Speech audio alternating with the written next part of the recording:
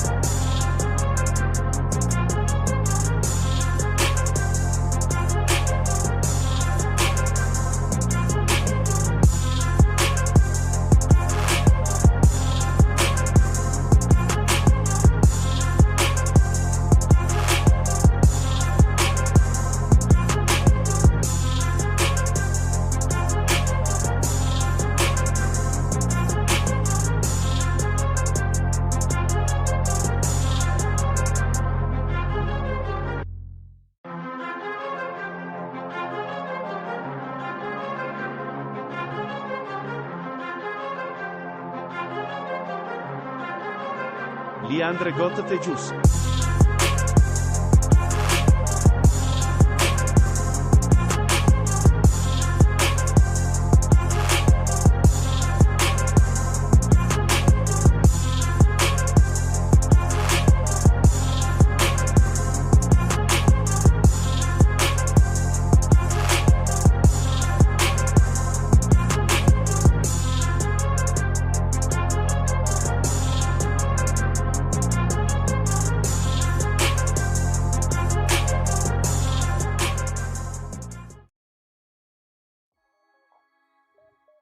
What's going on, family? Thank you for tuning in to today's live. You're locked in with the Coach Smook Network, and I'm your host, Coach Smook, your favorite Alabama insider and sports media personality. Before we get rolling, do me a quick favor. Tap that like button, share the stream out, and if you're new here, make sure you're subscribed to the channel so you never miss any of the action. Now listen, if you really rock with what we're building here, I invite you to take the opportunity to support the channel by becoming a member of the AAA family. Our mantra is authenticity above all. Everything we do, our content and our community, is built on creating and enjoying quality, authentic conversations, real insight, and real information surrounding sports entertainment.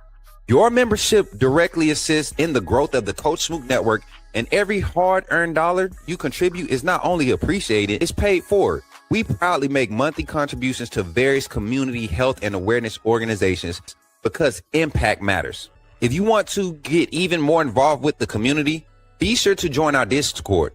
You can type the command right now in the live chat or head over to our main YouTube page and click the Linktree link in the description. And for those who want to support the network directly, you can donate through multiple options: Venmo, PayPal, or Cash App. Every bit of support helps us continue to grow and elevate this platform. Thank you all for the love and the support and the energy you bring every single time. Now buckle up, because it's time to get into the show. Somebody type it in the chat. Say, "Put me in the game, Coach Smook."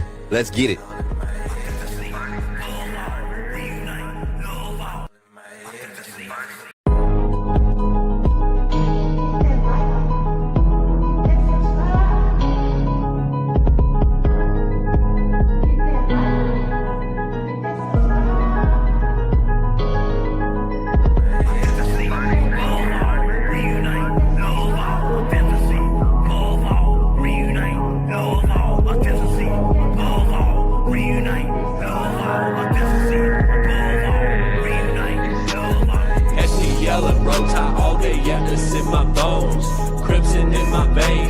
Bama in the microphone. Look me up on YouTube. True cut, straight from the stone. Ain't no selling their retails. I'm exposing what they want. Alabama football, yeah, I live it, yeah, I bleed it. From the streets to the bleachers, every angle, yeah, I see it. Film study so militant. I ain't guessing a thing. Break it down, every snap is like a coach of the team. Authenticity above all, that's where I stand. If you ain't a real fan, you'll fail with the fan. They tried to box me in, and I keep it though off the frame. Turn the pressure into power, put my stamp on the game. Put me in the game, coach, in the game. Put me in the game, coach, Smook, that's what they saying. Put me in the game, coach, in the game. Put me in the game, coach, that's what they saying. Players and the staff are pulling up right now for today's scrimmage. Coach David Ballou in the front. Y'all can see everybody pulling up, man. And boys over there, look at Deontay live.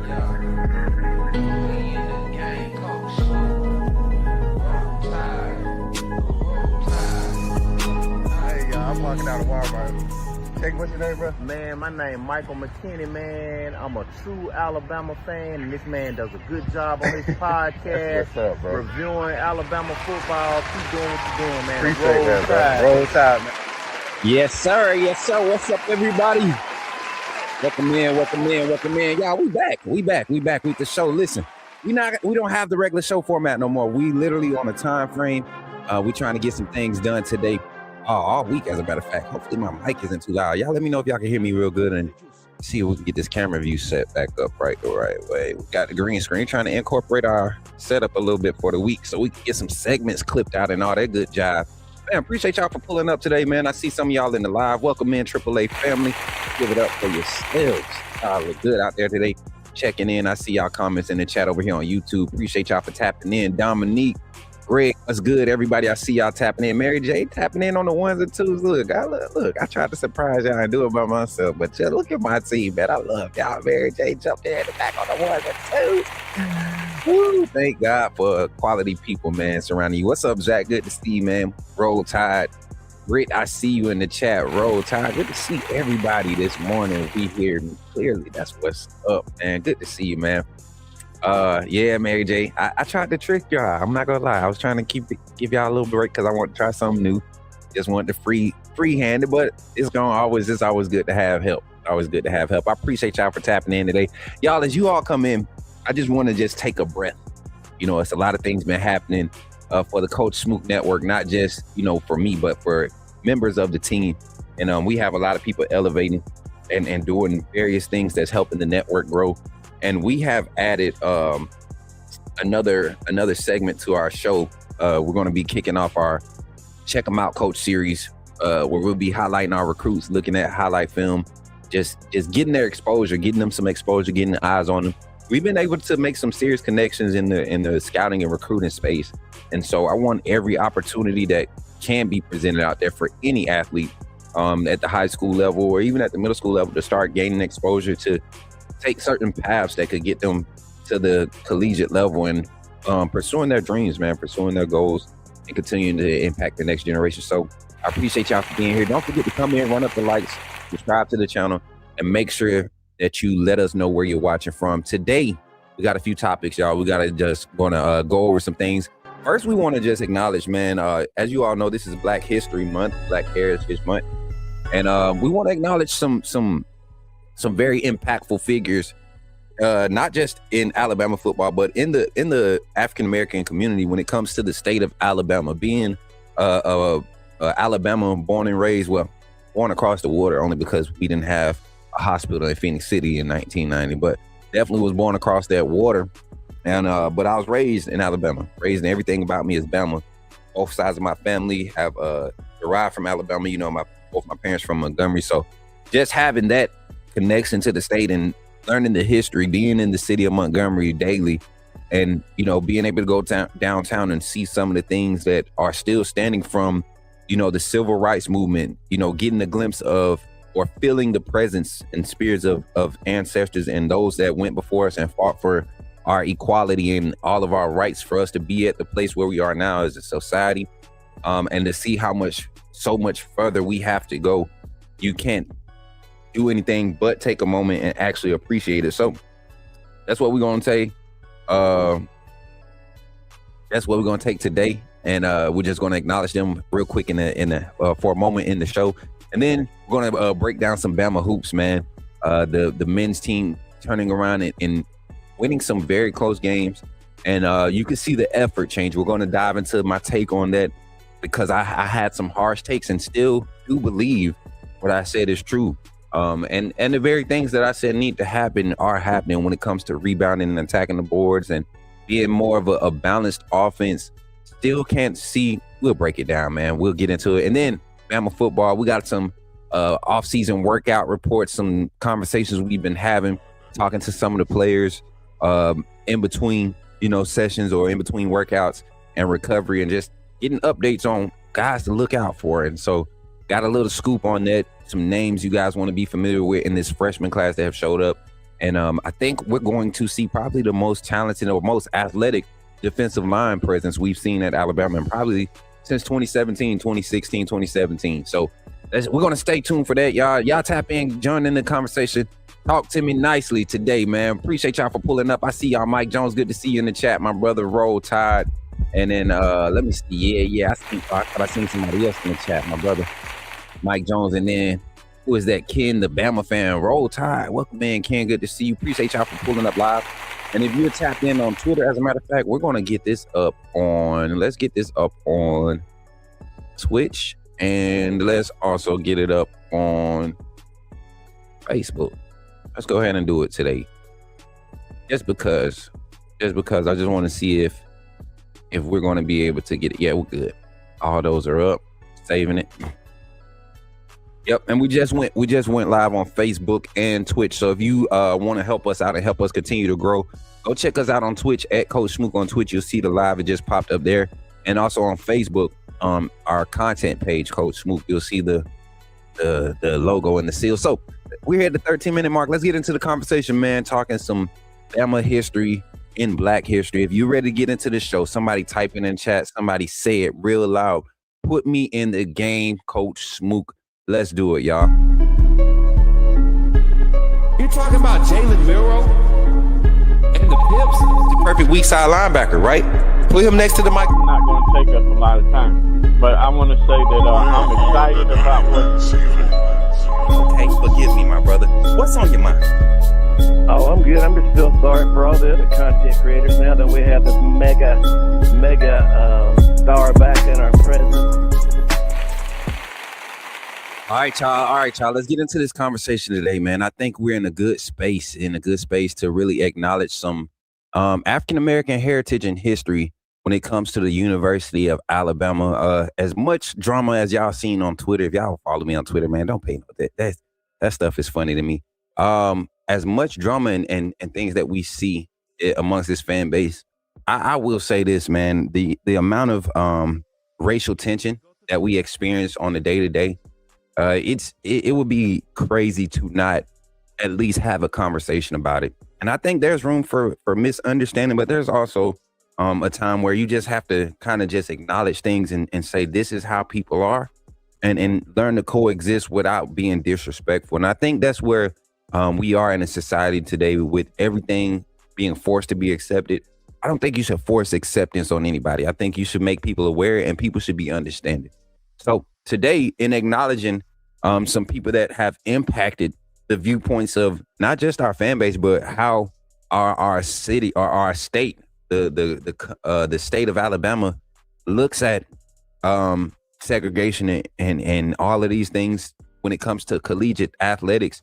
We're going to acknowledge two gentlemen that were part of the University of Alabama history, and that's going to be the first Black scholarship football athlete at the University of Alabama. And you all know him. Everybody knows the name Wilbur Jackson, the first African-American scholarship athlete signed by none other than the greatest Alabama coach of all time, Coach Bear Bryant. And yes, I say that because I look at what Coach Bear Bryant did in a time, in an era where things were not, this was probably the bravest and most respected act that I love to hear about when I get to speak with, the Wilbur Jacksons, the Spoon, the Castilles, the Teagues. Like when they talk about watching this era of football, right? When it came to Alabama, watching Bear Bryant change the landscape of college football, hearing the stories about some of the local legends that played for the University of Alabama that currently live in the city of Montgomery is like you really embrace it as a young African American. I embrace it and I appreciate white men like Coach Bear Bryant that maybe he didn't necessarily share the thoughts of equality, but when it came to the mindset of how to make things better or impact things for the positive, he did his part from the stand or the platform that he was able to do it from. And you can appreciate that, and you definitely have to contribute some of that action. But the bravery by Wilbur Jackson, by John Milcher Jr., the first Black player to actually suit up and play at the University of Alabama. See, Wilbur Jackson signed, but John Milcher Jr. was the first one to actually touch the field in 71. And so I'm not going to sit here and act like I know this history verbatim. We was able to get some notes, some graphics. Let's bring up Wilbur Jackson, man, celebrating Bama Black history. Let's get that tag up there for me, Mary J. Bama Black history. Bama Black history. So looking at this, Wilbur Jackson came in during the Bear Bryant era.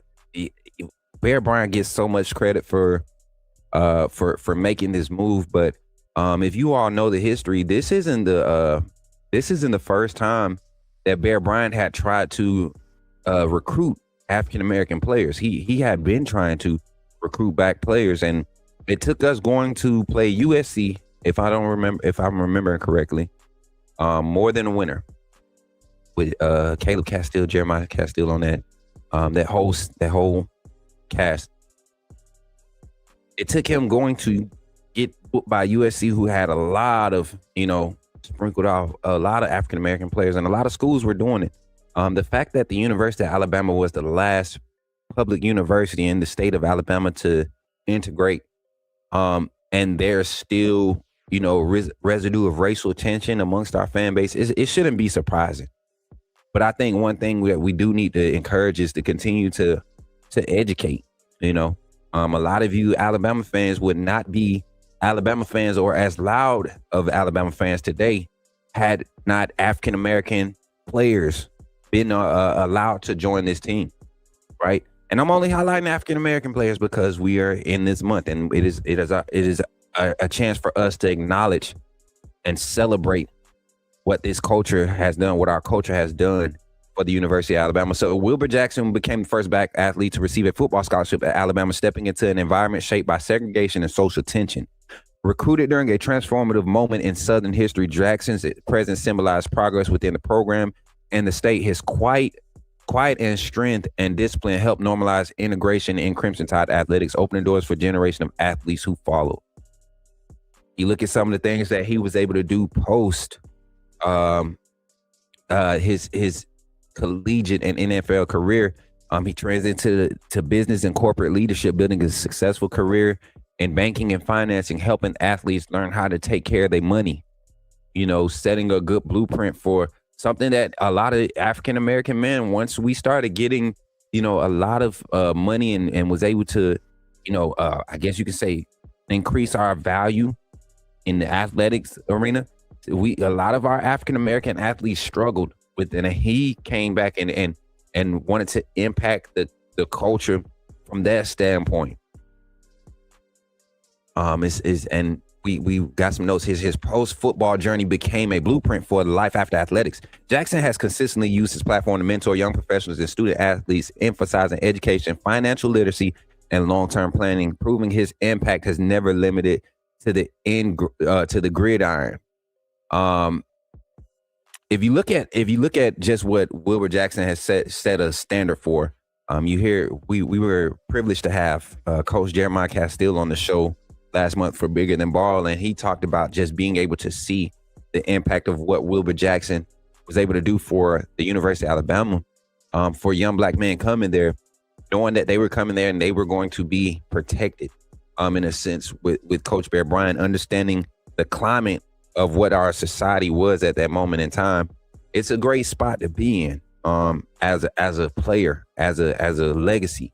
So you just got to tip your hat off to Wilbur Jackson, the great Wilbur Jackson. Shout out to him. And now, next, we want to highlight another player, man. Somebody that I actually did not know I had met in person, and it was an honor once I realized who I had met. But while Jackson broke the scholarship barrier, John Mitchell Jr. made history in 1971 as the first black player to take the field for Alabama's varsity football team. As a defensive lineman, Mitchell endured intense scrutiny and pressure, yet carried himself with dignity, and professionalism. His courage under public visibility reshaped perceptions and helped bridge divides within the locker room and fan base. So Wilbur Jackson, John Mitchell Jr., both there same time.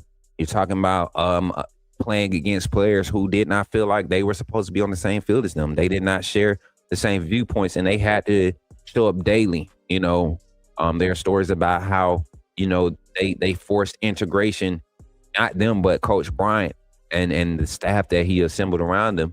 They forced integration in the locker room. It wasn't the easiest transition, but these two stayed steady with it. And as they stayed steady, you saw the doors open for more African-American athletes or football players to join the University of Alabama.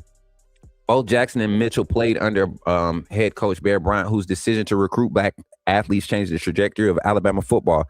Their commitment validated Bryant's choice and demonstrated the talent and character transcended race. Together, they helped transform Alabama from a segregated roster to a national powerhouse built on inclusion.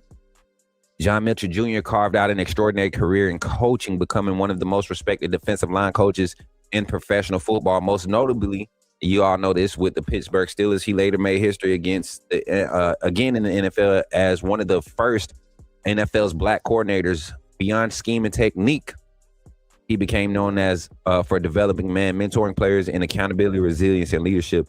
The fact that those type of characteristics, authenticity, accountability, leadership, those things stood out within their legacy when people speak on their names, that's something that you're proud of.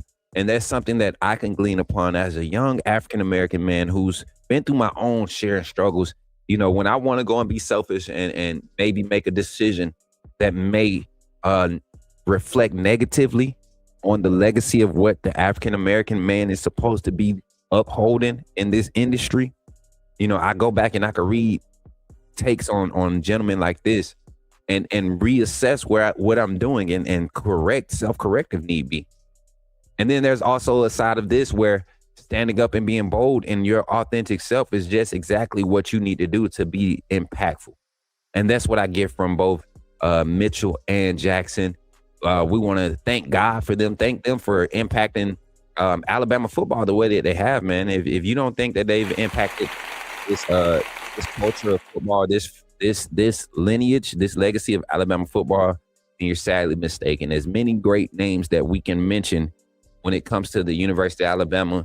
Those are two that you cannot skip over when you talk about impacting and establishing this brand and this university as one of the powerhouses, one of the great universities in college football.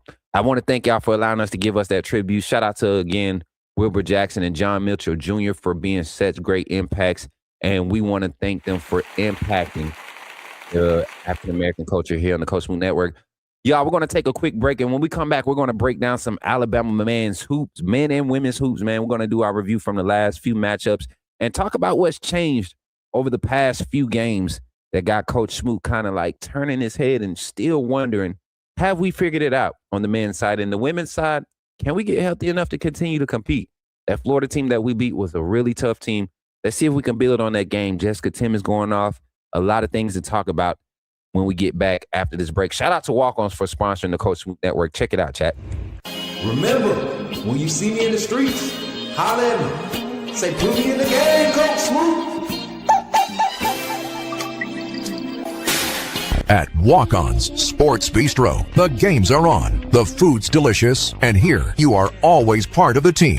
Welcome to Walk-On's Sports Bistro, where every day is game day. Whether it's a post-win celebration, drinks after work, or taking the fam for some made-from-scratch favorites, Walk-On's is your go-to for good times, craft beer and cocktails, and bold flavors for fans of all ages. From melty mozzarella logs to Hall of Fame level burgers. Stop by today or order online or in the app. Walk-On's Sports Bistro. Game on.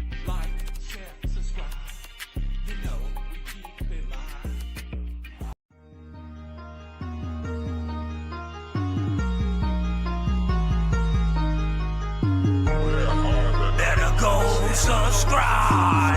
YouTube, roll with the tide. I'm down in the gun with Coach Smook. Through the game, roll tide, roll tide. Better go subscribe. TikTok.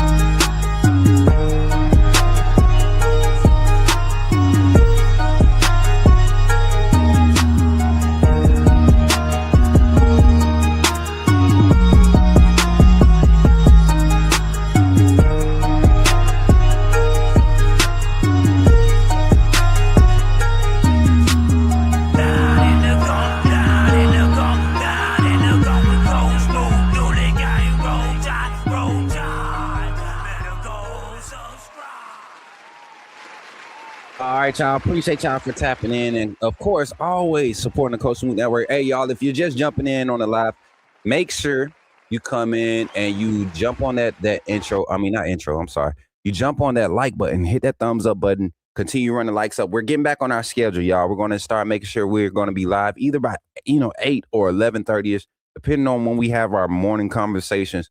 We were privileged enough last week to be a part of an early morning workout with some members of the Alabama staff virtually interacting with their post-workout, I guess you could say prayer session or devotional moments. And it was an impactful thing. So we'll be doing some things here in the upcoming spring coverage. Not necessarily credentialed media type things, but there's some other levels of coverage that we'll be able to experience covering spring ball, not just at Alabama. We've also made a connection over at the University of Auburn. So going to be collabing with a couple of quality content creators over there. Don't necessarily share the same views and stances, but guys that understand the vision or the point of being in this industry, creating a quality conversation, whether we agree or not, and respecting each other. That's what I love about being in this space, man. Seeing all the hate and everything that comes at us, it's enough. And it's from, it's from your fan base, people that aren't against you or that are with you. That's supposed to be. It's all good. At the end of the day, it's never personal for me. It's all a part of the plan, and I'm grateful to be in this position. But let's jump into this conversation. Let's talk some men's hoops before we start talking about some small things that we're hearing from the postseason workouts, getting ready for spring ball, Alabama football. I know y'all love y'all football, but we got some quality basketball being played right now. And I say this in the sense of there's this narrative out there that Coach Smook does not think that Alabama's coach, Nate Oates, is a good coach. That's so far from the truth. My stance is that this philosophy is not one that in today's day and age of college basketball and what we see from championship teams, what has won in recent years, this philosophy is not sustainable, nor is it one that I believe is going to help us win a national championship. The first one which I think Nate Oates, if he fixes those small things, we might see some brighter days ahead. We might see some more dominant, and I'm trying to get this camera view right. Might see some more dominant, not necessarily dominant, more consistent winning, I guess you could say strategies or displays of consistency when it comes to winning for the Alabama men. So let's talk about it. We saw the double overtime game. We talked about that, and a lot of people were kind of overhyping that game. And I want to acknowledge something. I'm not downplaying what happened in that game, and I'm not saying that. All right, y'all, I think I figured it out.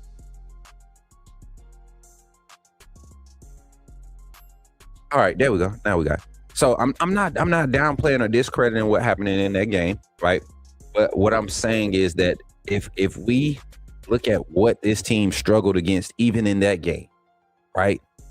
Attacking the boards. I said that they did not play well on defense and force enough turnovers. I think, let me look at the stats. I think Arkansas actually was able to force more turnovers than we were.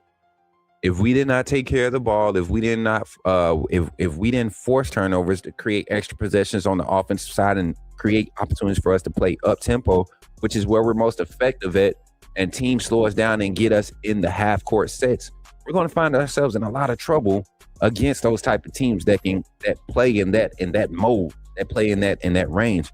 And you saw Arkansas really push us, and they were beat up. They were missing a key big man from their lineup.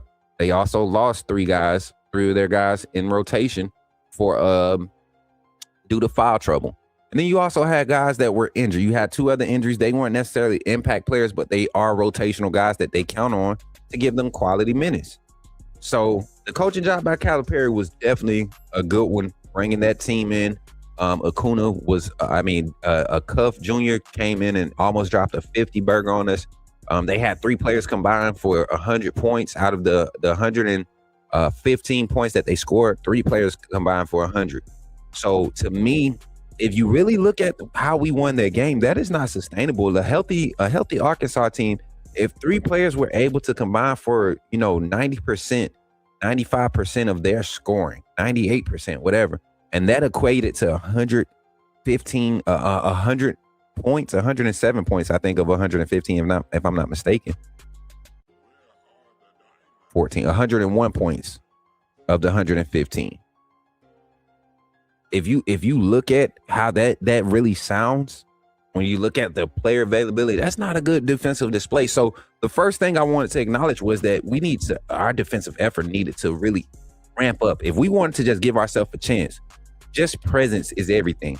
And when I say presence is everything, being able to show and chase guys off the block, rotate, you run a guy off, you don't chase back down, you chase to where your help is coming from, right? You rotate to where your help is coming from. Help the helper, right? So the way I help the helper is if I get beat on a kick out and I'm challenging, right? I'm closing out. My closeout, I can't break down to keep a drive, or I want to force the drive. I'm trying to get him off the free throw line. Off the 3-point line. I'm going to close out hard at an angle to where I'm not going to commit the foul, right? And I'm going to truly high point contest the ball on the release, if there's a release. If I get faked, I know that my rotation should be coming behind me. And that's a thing that's a flaw that we see with Nate Oates' system when it comes to the defensive side. Whoever his defensive strategist or defensive coach is on that staff, I don't see a quality communication system in consistency. We didn't see it in the Arkansas game. Now you turn the page to the LSU game. I think we saw more consistent individual effort on ball against LSU. LSU lacks the amount of ball handlers that you saw with Arkansas. A lot of teams, LSU has they're very limited with who brings the ball up. So you're typically in those matchups like that, you want to have a lot more on-ball pressure. You saw Amari Allen come in and get a lot of on-ball pressure. You saw Aiden Sherrill down in the block. You saw Jemison, on the wing, on the boards, getting a lot of activity. We talk about the energy. Houston Millette just bringing energy on both sides of the ball. He is a guy that can guard, 1 through 5 just because of his energy and his effort. You saw a few effort plays from Tyler Boboa when he's got his wind, and you could tell that whatever the injury was, he's not fully 100%. So you saw the effort in spurts of the game. You want to build on that going forward, finishing out the season. I want to highlight a few things. We saw when LeBaron Filan struggled. I want to highlight, look at the assist numbers for Alabama against LSU. And this is a good LSU team that defensively, not necessarily a good team, but defensively, they're a very disciplined team. They found themselves in some foul trouble, committing a total of 28 fouls. The second half is really when it hurt them. We were fortunate enough to be able to hit our free throws. Not the best showing from the free throw line, if you ask me. I look at Latrell Wrightson, finally rebounded from the game, from the previous game. He had 2 big misses late in the game that really could have padded the lead and for some better opportunities for us defensively with forcing pressure to be stuck on the perimeter. So it's just small things, small analytical things that play into the overall success of the team and how these stats are produced. Again, hitting that target number of 33 to 35% from the 3-point line, that 30 range of 3-pointers seems to be a thing that Nate Oates is trying to get control of. We did see in this game, in the transition, we did not see a lot of stagnancy in the half-court sets. It's as if we were trying to avoid being forced into half-court sets, which I'm fine with. I'm fine with that. We have yet to see in the Nate Oates system, and I'm going to continue to say this. You can go and find 1 clip, 2 clips a game where you've seen a half-court set be ran fluently, and there's no stagnant off-ball, guys being still off-ball. I watched the game. The last couple games I've been watching with my uncle. He's a very known name in the city of Montgomery and in the state of Alabama from, the early 80s. The early 80s, late 70s, early 80s. My uncle, my dad, it's a lot of athletes from this area that were kind of just transcending the game and the talent that was being exposed in the city of Montgomery. And we were watching the game the other day, and there was a spot in the second half when LSU started to close the gap. And I commented on it, I tweeted about it. I said, this is the part of the philosophy that I think nobody's seen, because there was like a 4-minute stretch where we could not get a basket, right? And LSU, they weren't necessarily running a fluid half-court sets. They were walking the ball up. They were just being more physical. They were being more physical, and they look like they know what they're doing in the half-court sets, even though they're not getting they're not hitting all their shots because they had open shots. They look like they know what they're doing, and they also attack the offensive glass. Big shout out to our auxiliary players. I won't say auxiliary players, but the wing defenders that are forced to have more of a paint presence, like Houston Mallett, like London Jemison, like Amari Allen, like those guys that are forced to kind of have a paint presence because of the lack of depth for the bigs in our rotation. Get in there and get active on the boards. Jemison with 6, Amari Allen with 6. Would love to see Bowen be a lot more active. And I will say this, he was more active at the rim. He wasn't necessarily snatching rebounds, but his presence at the rim. And I think what LSU tried to do, they were trying to get him out on the perimeter because they know he's not healthy, man. He's getting beat off the dribble. You're trying to keep him from being in switch situations. And that's what's limiting his playing time right now while he's not fully 100% healthy. So a lot of people are asking where the bigs are. I think you're kind of waiting too late at this point in the season. Look at Noah Williamson. Give him that confidence to play with some more energy to kind of match that fire that you get from Houston Mallett. He's a nice frame, bigger body. The guy can really move around in the paint. Of a veteran presence. I think you got to kind of try to trust in him and pick his spots. His 3 to 4 minute stretches, you got to pick his spots to where when he goes out there, he's a part of the design as far as what your defensive presence is supposed to be, right? And how you rotate on defense. So that's going to be a interesting thing to look for. How can we continue to build depth in the presence of our bigs on the floor, right? And building the confidence of the guard play. Latrell Wrightson is a very, very high energy player. You're getting, anywhere from 6 to 12, 6 to 14 points from him a game. You're going to see him, be active as far as the defensive pressure, on-ball pressure on the defense. I think where you kind of find him concerning is ball handling. Ball handling still not very strong with his ball handling. You saw last game they kind of kept him out of those situations. Most of the time when he had the ball, he was really attacking the rim. Something that we benefited from, forcing LSU to get in a lot of foul trouble. So quality decision making and effective balance on the offensive side was the difference in this game, even when LSU started to make a push. Effective balance on the offensive side. So looking forward for Alabama men's hoops. Let me pull up this schedule real quick. I think up next is Texas, if I'm not mistaken. No, I'm sorry.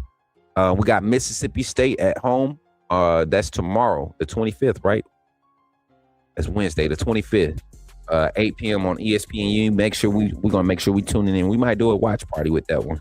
Might set it up in the man cave, and y'all get to watch the game with me and Unc this Wednesday. And then we got at Tennessee and at Georgia, 2 tough road games that I think right now, if we don't come in with that energy that we ended this LSU game with, those 2 teams will punch us in the mouth. They're just physical. Being at their stadium, I mean, in their house, is going to be rocking. Everybody's up to play Alabama basketball right now. So no, that's expected. Go ahead and mindset-wise come in ready to punch them in the mouth first. We got to come out swinging first. And then in the season against Little Brother at home, would love to be in T-Town for that one. Even if I go to walk-ons and do a watch party there, we might have to explore that option. AAA family, y'all let me know what y'all think. We're going to be watching this closely. Getting Libera Fallon rested. He just looked tired this past game. It wasn't, I don't think he had a bad shooting night. I just think from that double overtime game against Arkansas, the amount of weight that he had to carry in that game without consistent support from the other guards, Aiden Holloway, who hasn't been the best. A lot of people continue to look at the few numbers that he's hitting, but he's very inconsistent and is not a help as a guard. What are you doing contributing, that as far as your player usage, you should not have 1.4 turnovers for every 3 times you touch the ball. I don't like that ratio for any guard play, but especially when you have Fallon having to handle the ball so much and orchestrate the offense. Not Aiden Sherrill, but Holloway is one of those guards. He's not a sizable guard. I want to say he's 6'2", maybe 6'1", 180. You got to be able to handle the rock as a little guy. Mark Sears wasn't the best ball handler, but he had strong ball handling. And when he committed turnovers, it was being aggressive. Holloway's not being aggressive. He's being very passive. When the shot's falling, it's nice, but when you're talking about a guy that could really easily, if he was more protective with the ball and applied himself as far as attacking the rim, kind of like what you see from Fallon, I think he'll average right at 20, 21 a game. And then also, I think the guard play, as far as assist, the ball movement, he's done a good job at getting the extra pass, but I would love to see him being a little bit more aggressive with his own shot. He's an offensive threat. So going to see these guys continue to grow, see how this transition. And that's men's basketball, man. Hopefully y'all excited about it. I think we're going to have a strong finish. Can't wait for conference tournament play. I think it's we're less than 11 days now, I believe. I think we're 11 days now from conference tournament play. So hopefully y'all excited about that. All right, y'all, we're going to take another quick break, man, here at the 44-minute mark. I want to give y'all the chance to become a member of the AAA family, man, and support the Coach Smook Network. We see our numbers, that 2-week hiatus that we took here on the Coach Smook Network to, just recalibrate and rebrand some things, take advantage of some opportunities. We see that it's affected our viewership, our live viewership. So help us out by liking and sharing, but also becoming a member of the AAA family and continue to help us grow. If you don't know how to do it, this is how you do it. Check it out. Glad you chose to stop by the channel today. Just wanted to give you an opportunity to really become a part of this community here at the Coach Smook Network. We like to call ourselves the AAA family. The AAA stands for authenticity above all. We just want to give you an opportunity to become a part of this community because we're growing and we're doing something special here as a fan base, not just for Alabama, but the fan community as a whole. We're creating an environment where it's safe to be yourself, be authentic, and meet people who share the same passion you share, whether it's for the same team or not. You can do this by becoming a member of the AAA family. You simply start by just clicking the link provided to you by one of the moderators in the chat, or it'll be pinned to the top of the chat. Click that link, it'll bring you to my homepage. When you get to my homepage, make sure you hit the notification button and turn on all notifications. Understand that there are multiple ways to support the channel, and each level has its perks. You can go through and read each perk. As we continue to grow, new perks will be added to each level. One thing we would like to highlight that all AAA members are greatly appreciated. It does not go unnoticed that you have taken time and hard-earned money to support this channel. Once you join, YouTube is going to ask for some payment information, and make sure you monitor your subscription dates. Also, if you really want to get interactive with the community and find out what's going on, think about joining our Discord family. This is where you can get into all the fan talk of the community, and also there are networking opportunities. Please be mindful that there are rules and that we expect everyone to treat everyone with respect. Also, if you're looking to partner with Coach Smook Network or sponsor, please hit us up at coachsmooknetwork@gmail.com, and our staff will get back to you in a timely manner. I'm your boy, Coach Smook of the Coach Smook Network, and I thank you for supporting this channel.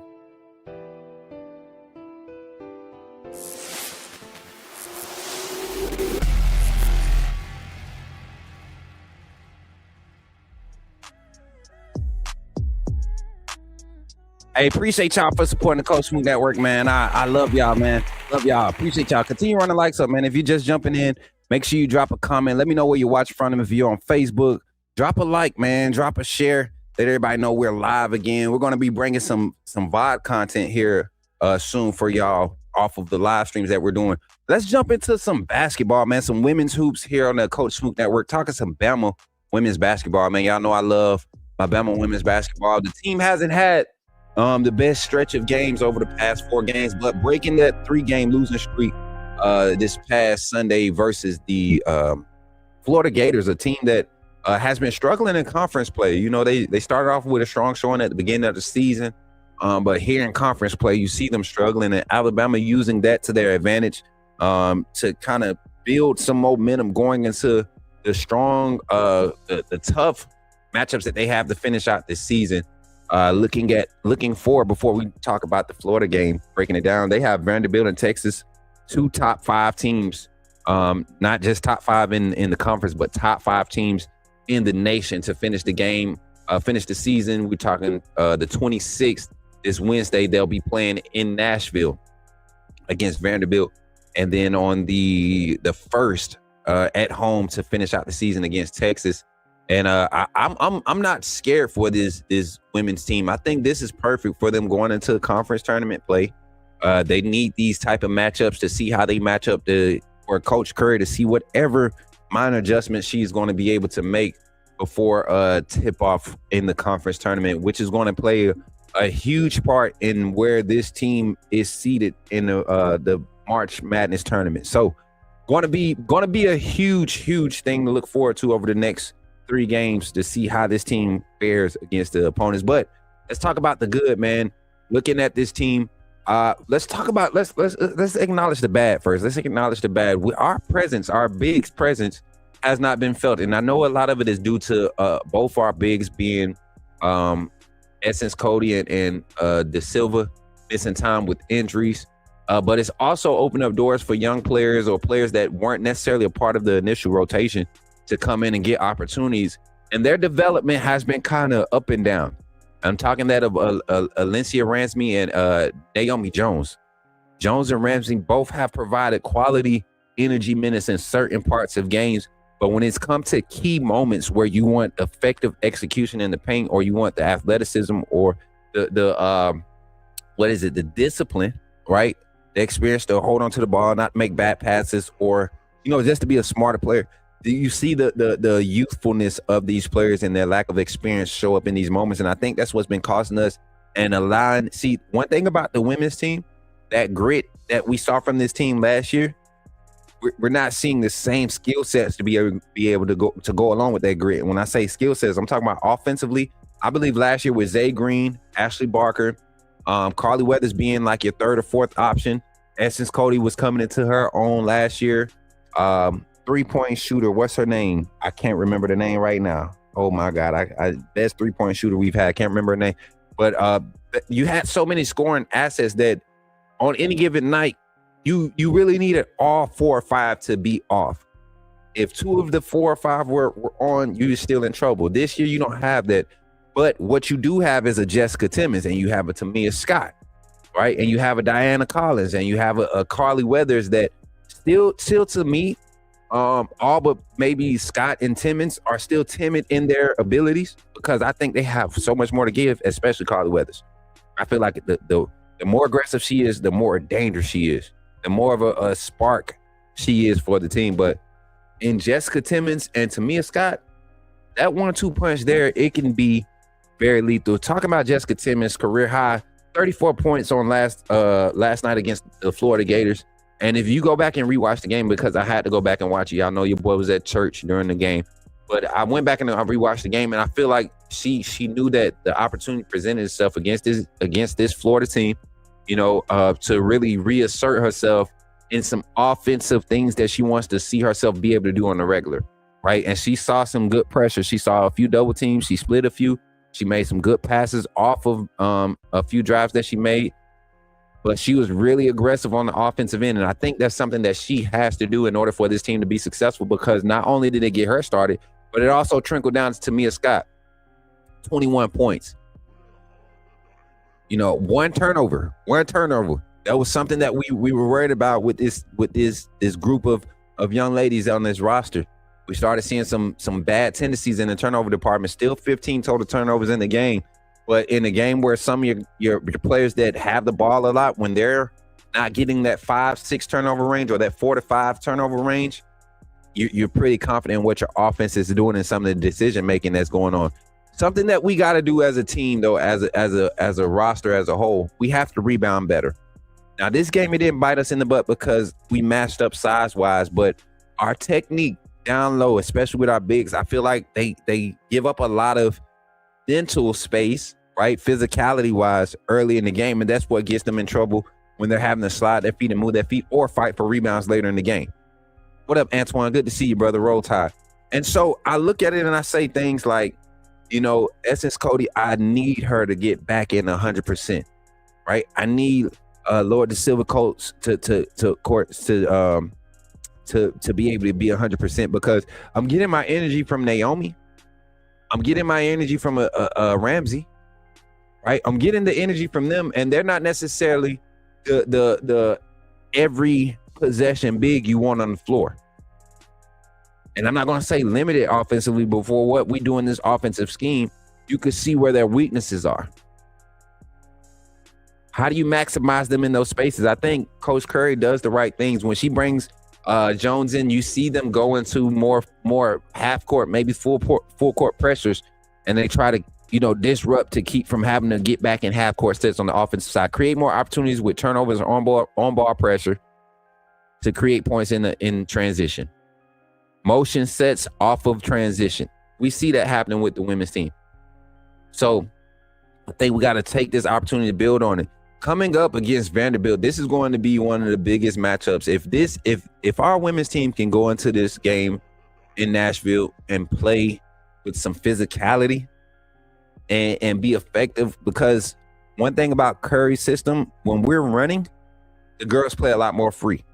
When we have to slow it down, a lot of thinking and a lot of calculation you can see it in just, if we get to a space where it's just fluid like we do in transition motion offense, right?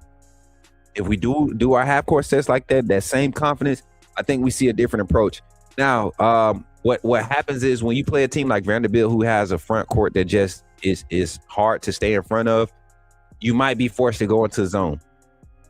And when you go into zone, you're giving up a lot of perimeter shots. Vanderbilt will shoot from the perimeter. So you got to pick your poison in this game. You got to truly pick your poison. I think with Alabama playing a solid brand of defense, right, only giving up 60 points, Vanderbilt averaging 84, right? The law of averages should play out if we play a consistent brand. Vanderbilt has only lost one game, and that was an upset loss to Georgia on the 15th of this month. Alabama has, in their last 5 games, is coming off of a 3-game losing streak to Texas A&M, Oklahoma, and South Carolina. All three of those opponents, I believe, all but A&M are ranked. Oklahoma ranked. South Carolina ranked. The women's SEC ball, I don't see how people try to come at me for being a fan of women's college basketball or women's basketball in general. But then you look at the SEC and women's college basketball, how can you not be in awe of how quality of basketball being played in the women's side? Like they play, man, and you see the amount of ranked teams in the SEC every night. Just about you going to get a quality game. So I love what the future look like for the women going into this conference play. Hot takes on these teams, man. I really do think if I had to think of a team that has a better path into the tournament and making a deeper push, I think Alabama not being a top 4 seed to help them. Right, the men's not being the top 4 seed in any bracket, I think that'll help them. It'll kind of match the philosophy I commend Nate Oates for starting the season off with. Trying to schedule some of those big matchups against those quality teams. Maybe that sets you up for a tournament-like mindset in this point of the season where you might be a number 7 seed, might be a number 8 seed going into the tournament. Win the conference, you definitely make a case for a number 4 seed in one of these brackets, but you got to win out. If not, being one of those lower seeds, I think it plays into our advantage. Playing against some of the heavier competition, you start off strong, fresh, early March in the brackets, catching some of these teams early while you're fresh, getting the advancement, that mindset, the momentum behind that. I think both teams have the ability to do that if they don't come in as a top 4 seed in any side of the bracket. So looking forward to Bama ball. I'm excited. I'm more excited now that I saw that effort for the men against LSU. It was not existing against Arkansas, against LSU, a team that plays a better brand of defense, honestly. They had a rough going with the foul calls, but they play a better brand. Our offense looked a lot more efficient. Not necessarily as far as shot making, but just attacking the boards and being active and creating plays. Shout out to Houston Mallet. He gets my MVP for that game. And then Alabama women's ball getting the win against Florida. Looking forward to how they play against this Vanderbilt team. Going to give my MVP to Tamia Scott. I know Jess scored 34, but Tamia Scott really played her role, and I see that confidence building. Want to see the rest of those players, Ace Austin, be a lot more confident. Carly Weathers, Essence Cody, be a lot more confident in what they're doing, because these girls can compete. These girls compete when they play confident.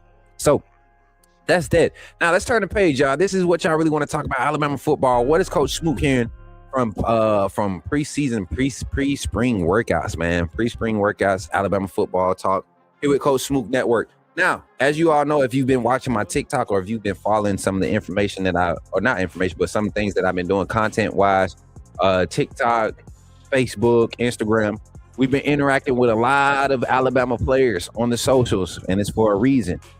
We got some things brewing. Can't speak too much on it, but there are some things that in conversation we've been talking about. It's not nothing secret. It's no secret. Guys talking about some players that are flashing. And the Alabama defensive line room is getting a lot of hype right now as far as just the pure athleticism in that room, what's available in that room.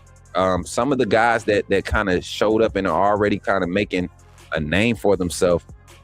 And I'm going to go ahead and pull my handy dandy, it ain't no notebook, but notepad up. Some of the guys that are kind of showing up as far as the young guys, true freshmen, early enrollees that are showing up and kind of creating a name for themselves. Bryson Cooley, offensive lineman, 6'6", 4-star, was a late signee out of Mississippi, right? Or one of the quiet ones that early enrollee wise is making a name for himself as far as his effort, his energy coming to practice daily, the workouts daily, and making guys know who he is.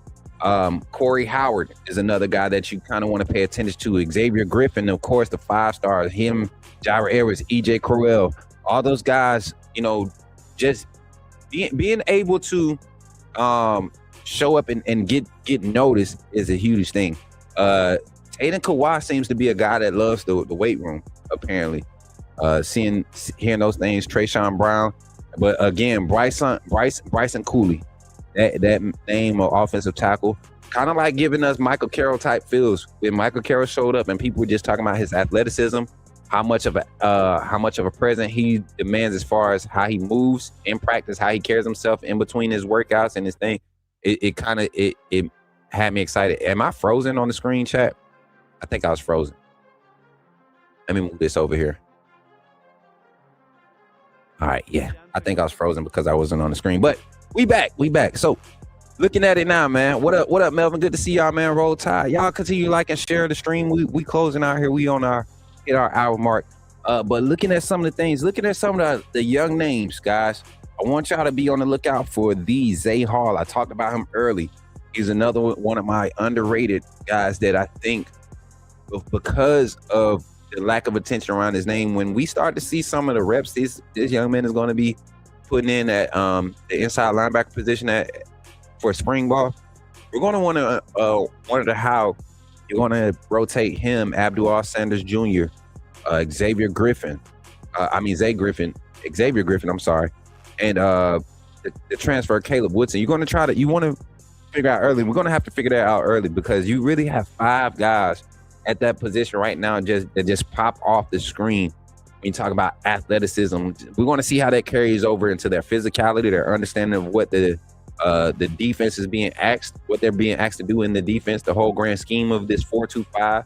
You know, those 2 inside linebackers have a lot of responsibility. We saw last year where we went to a lot of 3-man fronts or disguised 3-man fronts where they had a third inside linebacker, Jefferson, Lawson, and Green were on the field at the same time when we saw some of the guys go down. So you never know if that's going to be implemented with all the athleticism in that room.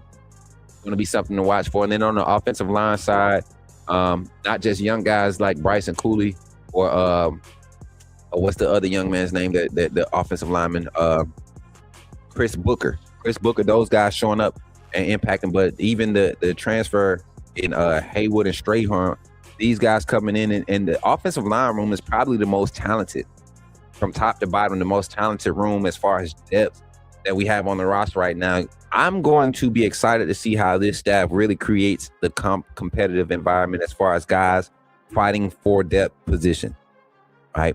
Looking at the wide receiver room, Sedarian Morgan, you all know the excitement around him, just a specimen when you just look at his frame, look at the size. You expect big things from him coming in and picking up quickly. That's one thing that's been said about him. Got to get him to be consistent on the day-to-day, but picking up quickly, learning a lot, being able to turn over coaching moments, right, in those workouts early on. Aubrey Walker, I can't wait to see him get on campus in the fall. I wish he was there early enrollee, man, him and Amari Saab. But I really believe this is about to be an interesting wide receiver room. If Sapp pulls up to play wide receiver, y'all gonna see a difference in as far as like having some real track speed on the field again. Y'all remember the Ruggs, Judy, Waddle, Smitty area? That was a 4x1 team, honestly. I remember seeing the video where they raced against the DBs, the defensive backs, and it wasn't even close. And the DBs had some fast guys then too. So this wide receiver room, you're talking about just straight up speed, top to bottom. I think we'll have one of the faster wide receiver rooms in the SEC or in the country for that matter, with just the talent there. And I'm excited for the young guys that's pulling up and already creating impact. So as you all know, we'll begin our spring ball coverage here in about a week two, a week and a half, week 2, I think so.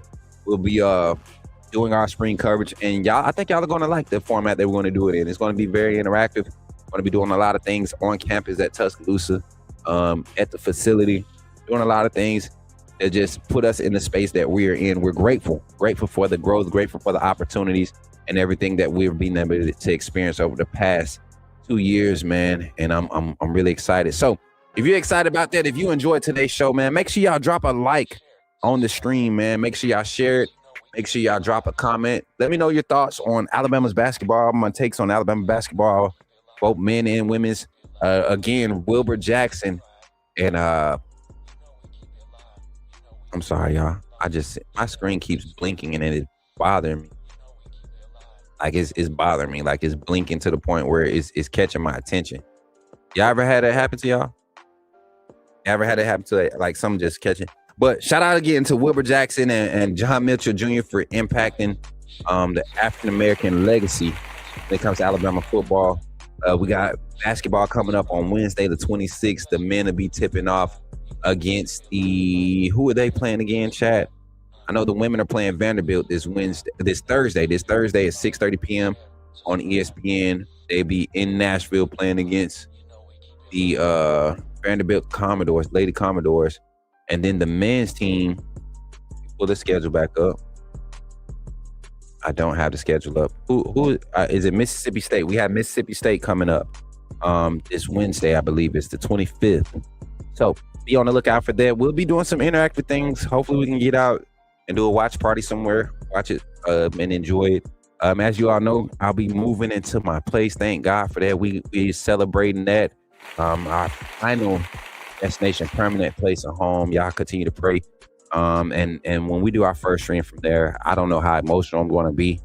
The type of the journey that we've been on. This is just the beginning, and I'm grateful.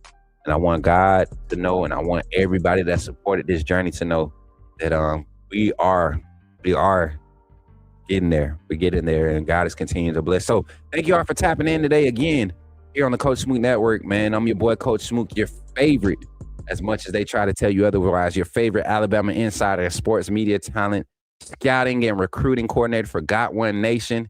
And when you see me in the streets, man, remember, tap in, like, share, subscribe. But also, when you see me in the streets, holler at me. And y'all know what to do.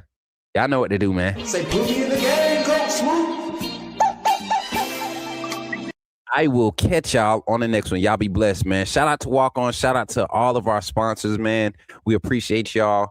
And don't forget, tap in this weekend. This weekend we'll be doing highlight reviews. So if you're a high school player, you want to see your stuff on live, you want us to get it across the previews, the preseason viewing sessions before we kick off our Check 'em Out Coach series, the exposure series. Hit us up, man. Twitter, Instagram, and TikTok. Twitter, Instagram, and TikTok will help you out. Follow your boy Ed Coach Smook on all platforms, and I'll catch y'all in the next one. Roll Tide, AAA family, authenticity above all, and y'all be blessed, man. God bless you all. Let his peace dwell within you and his blessings shower on your life. Y'all be blessed, man.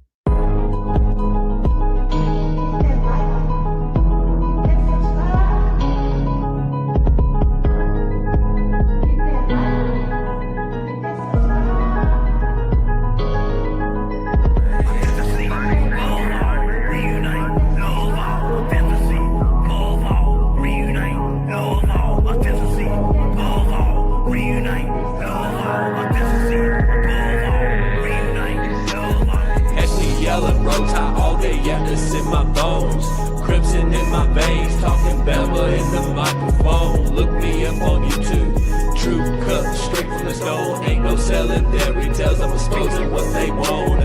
Alabama football, yeah, I live it, yeah, I breathe it. From the streets to the bleachers, every angle, yeah, I see it, film study, so militant, I ain't guessing a thing. Break it down, every snap is like a coach of the team. Authenticity above all, that's where I stand. If you ain't a real fan, you'll fail with the fan. They tried to box me in, and I keep it though off the frame. Turn the pressure into power, put my stamp on the game. Put me in the game, coach, in the game.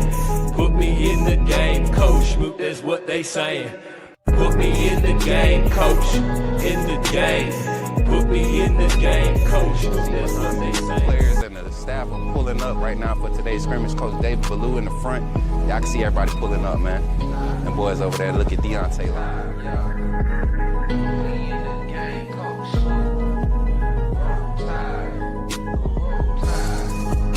Hey, y'all, I'm walking out of Walmart. What's your name, bro? Man, my name Michael McKinney, man. I'm a true Alabama fan, and this man does a good job on his podcast. What's up, bro? Reviewing Alabama football. Keep doing what you're doing, man. Appreciate that, bro.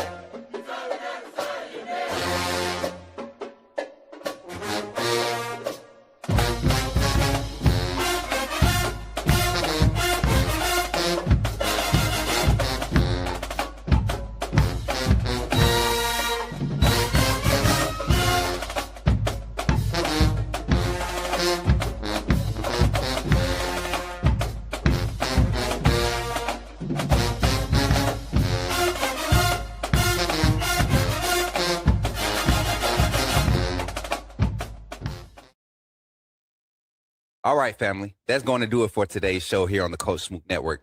Once again, I'm your host, Coach Smook, your favorite Alabama insider and sports media personality.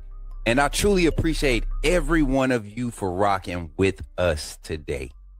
Before you head out, make sure you like this video, share it with somebody who needs to be a part of this conversation. And if you haven't already, subscribe to the channel so you stay locked in with everything we've got coming your way. We're trying to reach some goals here. And if you believe in what we're building here, I encourage you to take that next step and become a member of the AAA family. Remember, our mantra is authenticity above all. This community is built on real conversations and real insight and real information surrounding sports entertainment.